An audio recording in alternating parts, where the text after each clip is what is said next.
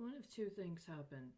It was either on November 11th or November 17th of 2017. I wrote myself an email, and in that email, I discussed how,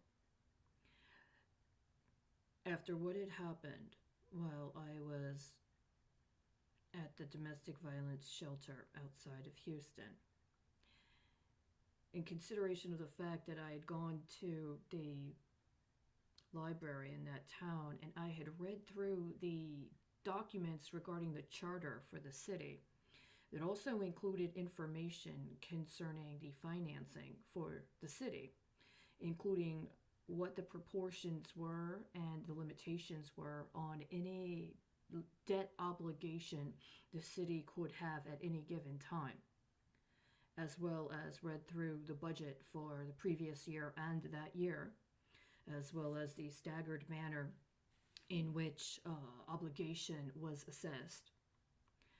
And in consideration of the fact that I had been kidnapped without any redress, that I had witnessed what I'd witnessed at that shelter with other women who had basically been imported into the city to be put in that shelter under those circumstances, and that there had also been fraud in connection with previously approved housing bonds in Houston right before Hurricane Harvey, and that Hurricane Harvey occurred, and that there was what I understood to be an unconstitutional process whereby certain alleged ballot measures, including ballot measures concerning new municipal bonds, up to and including ISD bonds, up to and including bonds for the library, had been put on the ballot and allegedly approved by the people, even with less than 15% of registered voters voting.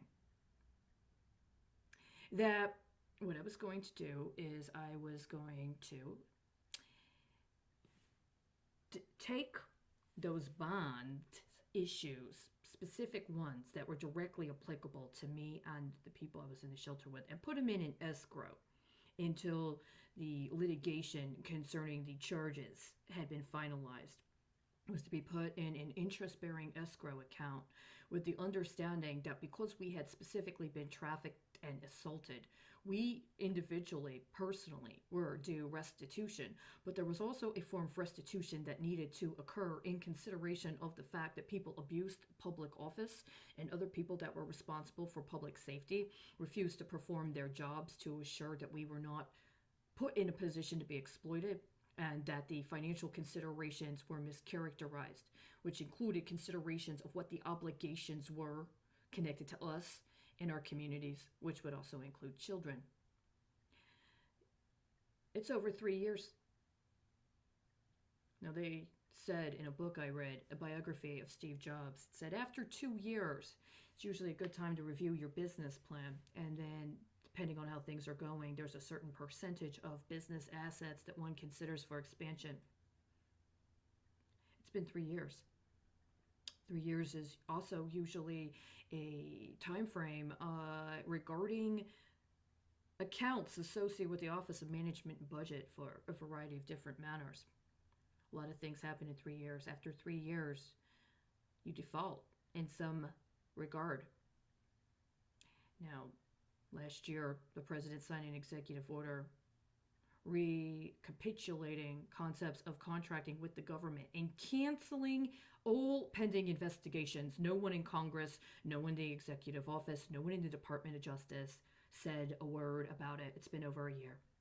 And prior to that, he canceled an executive order that had been put into effect after a labor appropriations or a social services and labor appropriations bill had not passed through the Senate concerning 3-year requirements regarding contractors and the need for anybody attempting to contract with the federal government to report any allegations of fraud up to and including any pending investigations. That executive order was repealed by executive order by the same president who put into effect that executive order last year. And the same day that executive order last year was implemented, the Department of State has a audit that is dated that discusses how 4 years after the implementation of a piece of legislation mandating reporting concerning financial transactions. The Department of State just didn't do any of the things it was legally required to do. It did not acknowledge the sources of transactions that were originating outside of the country. And when it got to the country, they just didn't bother to appropriately characterize it. If the Department of State can get away with that, then what does that mean for everybody that tries to manipulate the cover of Department of State? Up to and including people that think they're entitled to access the human capital of people that have been mischaracterized as spies. Intelligence is not about being able to disappear your political opposition and steal their lives in order to pay for your ambition. We have people in political office that didn't deserve to be in political office. Those skills, those talents, those stars, the political capital belong to somebody else. Some of those people were murdered in order for other people to be able to claim the political capital of others, including people that are in their family, whether it's a family in their bloodline or a family in their hedge fund. This is unacceptable.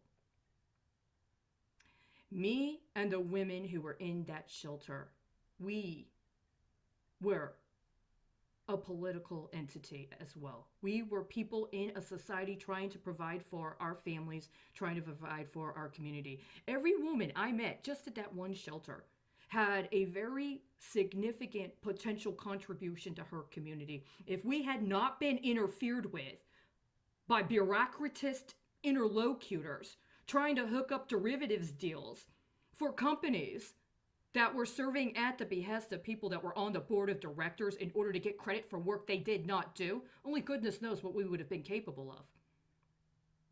We did not all need to be reprogrammed to be med techs and billing and coding technicians for the medical insurance sector and have everything else about our life intentionally stripped and dispossessed of us while we were engineered into providing an outlay for the legitimization of the narco-cartelization of this country and the world. It was unacceptable. I contended then and I maintain it was a criminal drug enterprise, a continuing criminal drug enterprise. If you can't get that act repealed, maybe it's because it was a contract.